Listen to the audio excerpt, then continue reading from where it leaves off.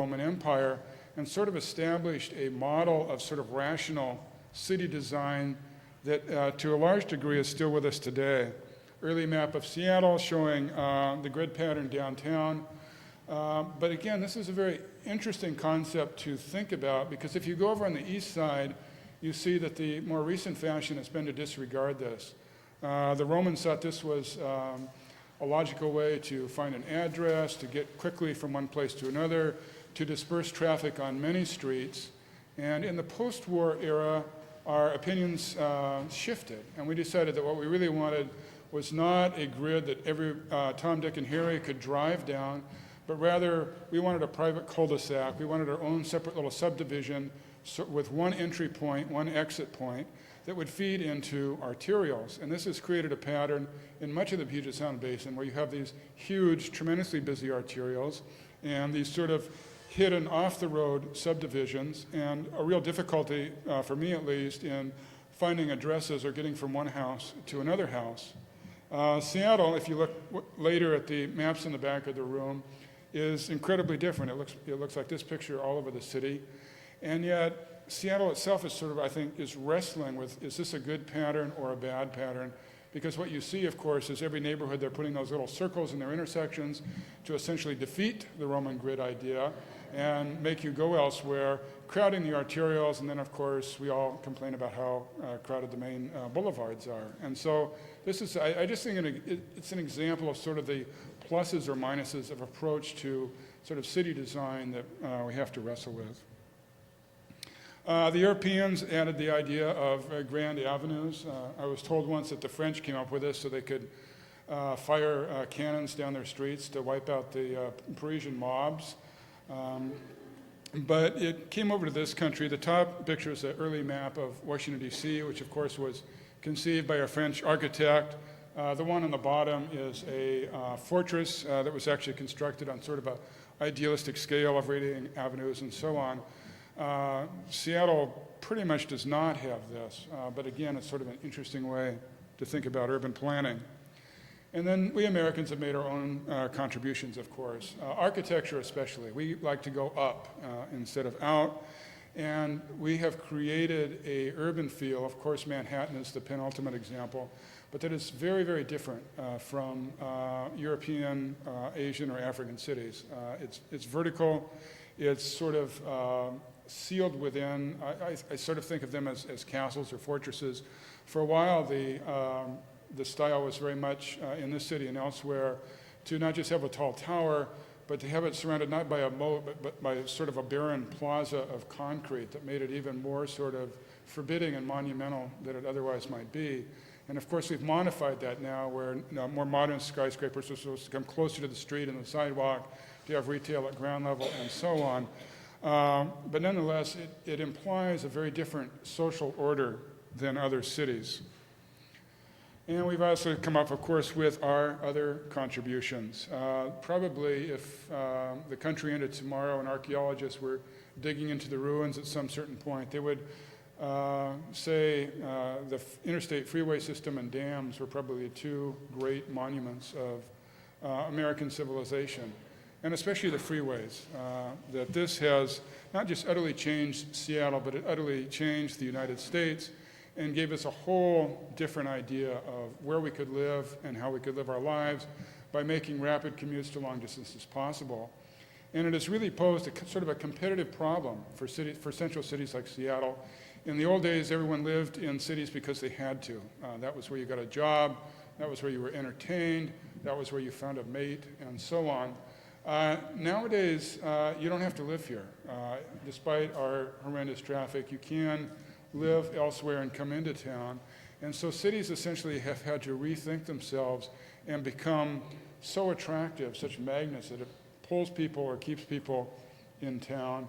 In the case of Vancouver, which I'll get to in a little bit later, they kind of wrestled with this predicament by not building freeways into downtown Vancouver at all, partly because it's sort of the end of the line and there was nowhere for the freeways to go. But it has created a different urban landscape than what we have here in Seattle. In Washington, of course, we started out with an absolutely spectacular setting. And for natives like myself, I mean, if you ask what is neat about this area, I always begin with the scenery, the geography, the environment. And having lived on the East Coast a couple times, I think that's very different than cultures elsewhere. That we have a passion for our setting that other cities don't enjoy. And one of the things I think Seattle rightfully worries about a lot is how it looks from the outside and how it looks to the outside. Can you see beyond the city? Is my view protected? What do we want in terms of interconnections with the grander environment? But after World War II in particular, we built in response to technology. The biggest impetus, of course, was the automobile. And Seattle is astounding in its accommodation as an urban center for the car. About 40% of the city is paved. The city has about 1,500 miles of road, or enough to reach halfway across the nation. We have tremendous parking lots. This picture is from the Greenwood neighborhood. At the same time, we developed these very dense downtown cores, denser in many cases than cities elsewhere in the world. And that was the result of the elevator, the I-beam, air conditioning, and so on. We had cheap energy and cheap land, very cheap land compared to many places in the world. And so that encouraged us to live in single-family homes. And finally, we had freeways that made sprawl practical. And so we developed this pattern that's become so familiar and so problematic, which is a dense urban core. You'll see that in almost every major city, American city. And then this sort of ongoing sprawl that goes for mile after mile after mile out there on the model of Aurora Avenue or the Rainier Valley, or I guess even Madison to a certain extent, but that's not, Madison's actually, I think, a more pleasant example. But in any event, a place that you are carried to by the automobile and that is scaled to the automobile, that is meant to be seen not at 3 miles an hour on foot or 6 or 8 miles per hour on bicycle, but at 30 miles an hour or 60 miles an hour. So as was mentioned before, by about 1990 or so, the state had to make new choices. We were growing very fast. And so the Growth Management Act essentially said that in order to save the top picture, that view, not just of Mount Rainier and the national park, but the industrial forestry in the foreground and so on, if we wanted that kind of economy, if we wanted that kind of landscape, that more of us had to live more densely together. And that is what Seattle is wrestling with right now. The question, of course, is how to do it enjoyably. I don't know how well you can see this painting, but it's a rather clever one of single-family homes stacked up in skyscraper fashion, their landscaping intact. I tried to figure out how sort of tightly constructed Seattle could be, and I figured that if you gave a very generous amount of square footage per person, we could fit roughly in a building about a quarter mile on a side and 80 stories high, reserving the rest of the city, I guess, as a rather magnificent park. The only question would be who got the outside windows and who got the interior view. But of course, that is not going to happen. But we are coping with tremendous change. And I think the first comprehensive plan sort of incorporated this change. It recognized it, it institutionalized it, in some ways it encouraged it. And this revision, we'll be talking about that change. Is this the way we want to go? Are there alternatives? And so on. These pictures here are typical. The new townhouses, very common in the East, but a relatively new phenomenon here. The small Greenwood house sort of being loomed over by the new apartment construction next door. Post Alley with its mix of old and new buildings. It's also subtle. We can build new kinds of nest boxes, new substrates. Start with the question. In order to get them to respond to each other, we tell them. That doesn't always work. It's just kind of a hit and miss. Because what I also do is run the inflow on high and get them more physically fit. And That's hard to say. In other words, you're experimenting a lot, basically, right? There's a lot Yeah. of sort of finding out what works as you go along. It's like there isn't a book on how to raise No. little penguins, ABC. It's like any trick you can come up with to get the breeding pairs to pair up and find a suitable nest box. And even if you switch different styles of nest boxes, different areas, different leaf litter for them to play with, all kinds of different manipulations. Have you experimented with diet to try to encourage them to breed? No. Okay. Diet's pretty limited with what fish comes in All right. that they will eat. Okay. All right. And if you change the fish source during breeding season, they tend not to eat new sources that they don't find palatable. And you're in trouble then if they're regurgitating. How do you feel about the birds? I mean, emotionally. Emotionally, Yeah, given what you're doing. and it's a trying- love-hate thing. Why is that? Why is that? Yeah. Because sometimes it's real frustrating working with them, getting them to breed, and especially during supplementing, when you're helping them rear chicks, it's real stressful on the keeper. And guessing if the chick's doing okay or not, or if you have a sick penguin. So why do you do it? And besides a job, is there something? What's the love part? The love part. Because the Humboldts are real unique in their individual personalities, and you develop, I guess, a bond with several of the individuals, and you learn all their little innuendos.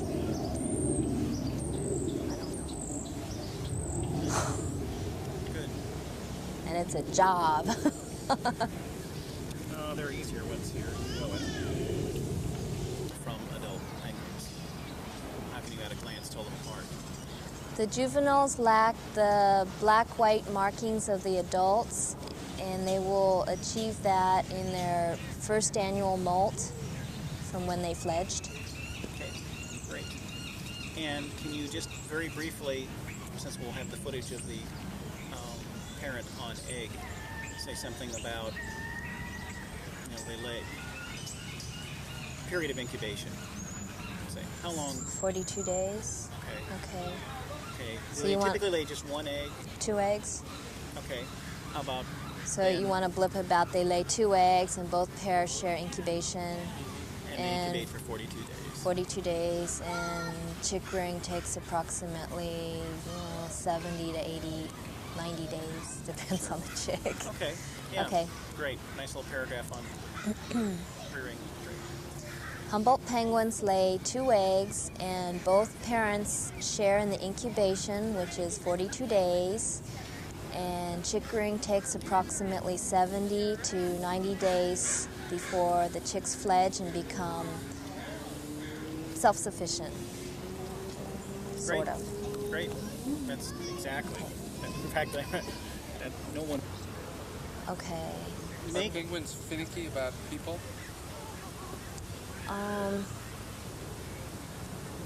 Keeper continuity is a critical part in our parent chick supplementation breeding program.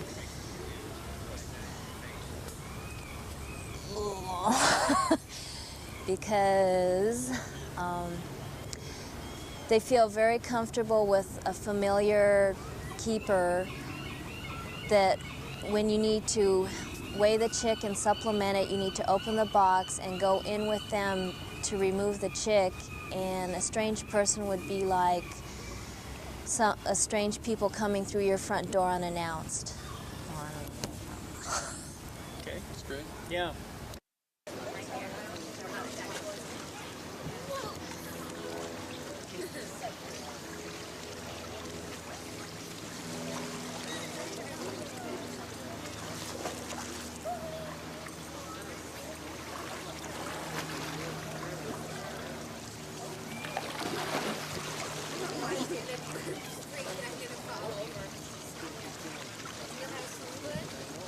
Patty's sending me Jonah, and it's a more she's done.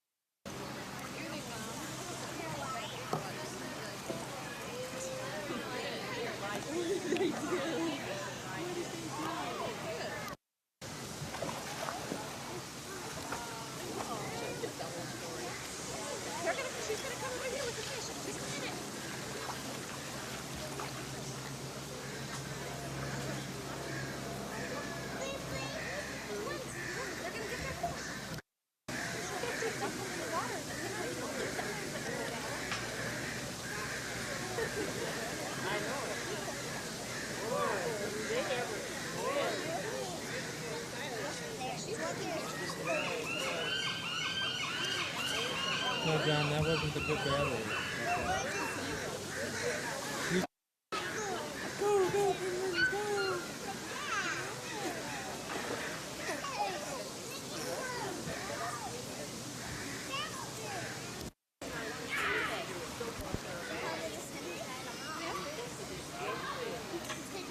This one says 5 too. No, it says 5. Maybe they're fine. Throughout the world, people seek out ways to help others. In all countries, there are challenges that must be met, and there are issues that impact us all. For the international community, there are a variety of organizations working on human rights, economic development, healthcare, nourishment, and coexistence. In America, we have many privileges and expectations that we take for granted. Often we can share just a little of what we have and make a big difference to other people in another part of the world. Life is so fragile for all creatures. We'd like to help out the causes that are close to our hearts, but we are limited. If you can find one organization that you would like to help, even a $1 contribution from your paycheck will add up to a hefty contribution by the end of the year. You really can make a difference without hurting your situation and making you uncomfortable. It's your choice, but we hope you will take the time to choose to give. I'm going to take a pause now. We have seen that the mayor has arrived, and we're really pleased to see him here today. And I'm going to pass the program along to our MC for the day, Dee Dee Rainbow, the Rainbow Lady. Please welcome Dee Dee.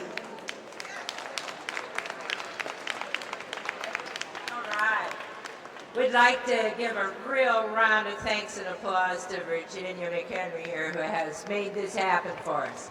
Yeah, let's hear it for her. Thank you very much.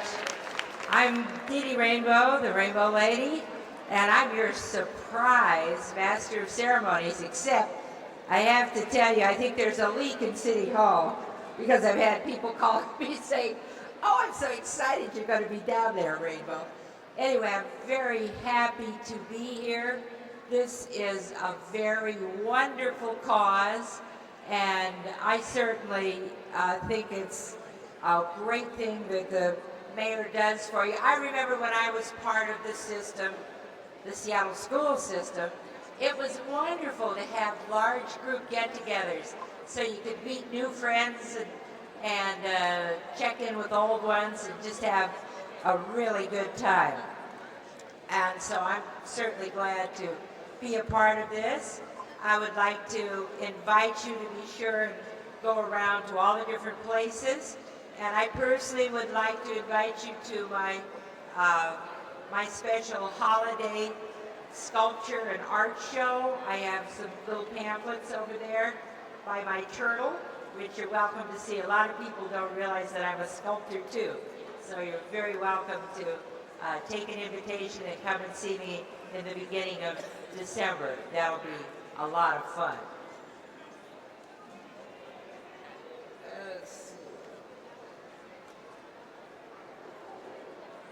And I think without any further ado, I'm going to bring up our next person here, who is Wendy Ceccarelli. And Wendy, along with Roberta Palm Bradley, our department co-chairs for this City of Seattle Combined Charities. Unfortunately, Roberta has been called out of town, and Wendy is with us today, and I am going to have her come up and give you the word here now. Wendy Ceccarelli.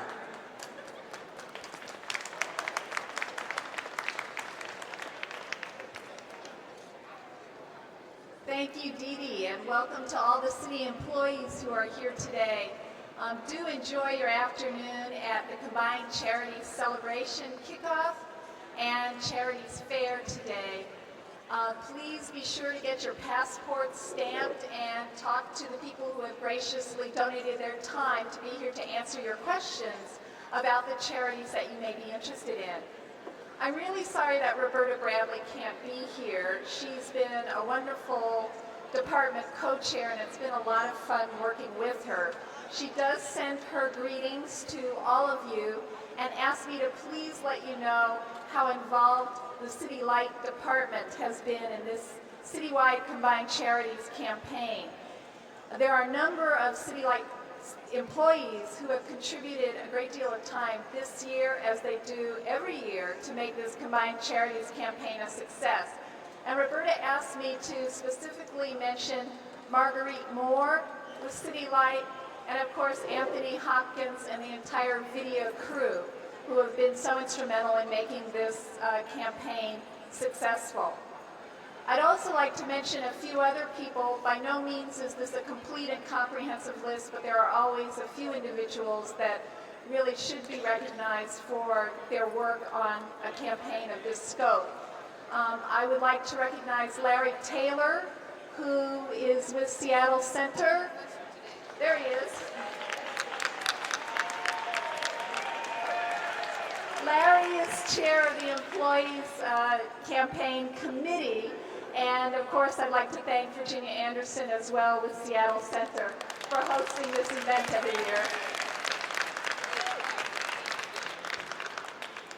And on my staff, Linda Knudsen at the Arts Commission, who chaired the Talent Show Subcommittee, which was a new event we added this year in support of the Combined Charities campaign. And last but certainly not least, I too have to echo my gratitude and appreciation for all of the hard work that's been done by the Combined Charities Coordinator, who many of you probably know, Virginia McHenry. Getting a hug over here. This is really fun being able to chair a campaign where you've got staff that does all the work. There are members of the City Employees Committee and department coordinators who are in the audience, and all of you should be thanked and recognized for your hard work in making this successful.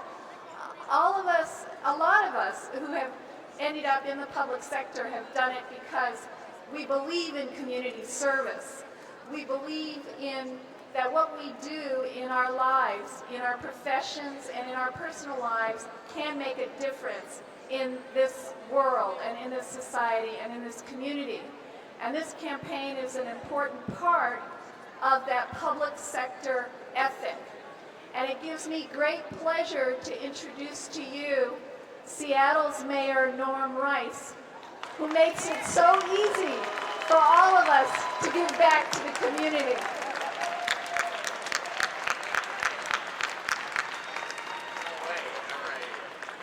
Thank you very much. I really am very pleased to join you this afternoon. The main reason I'm also very pleased is I don't have to sing for a change. For this Combined Charities kickoff, it really is fun to see everybody out here, and I really do think that this is an important project. And I'm proud of being a mayor in a city with employees that really care.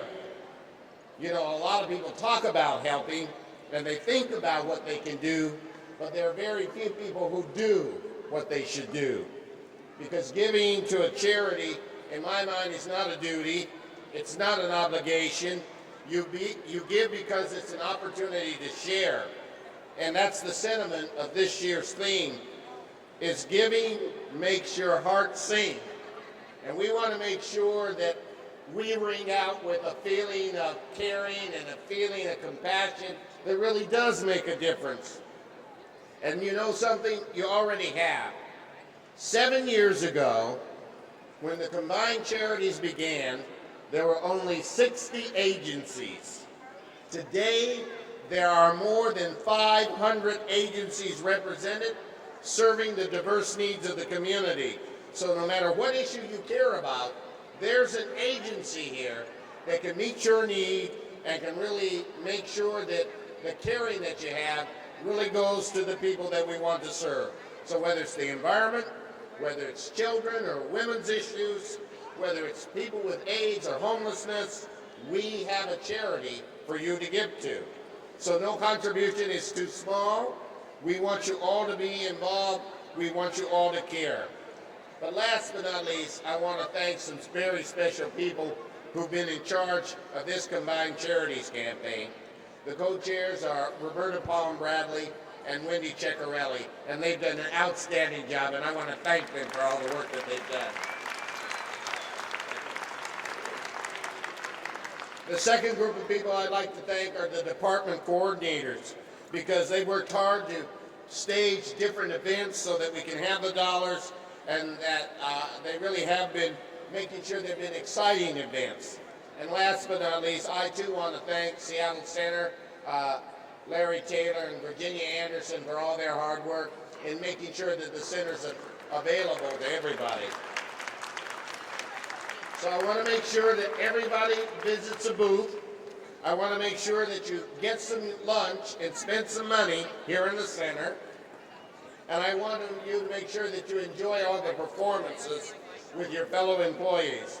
The mayor has given special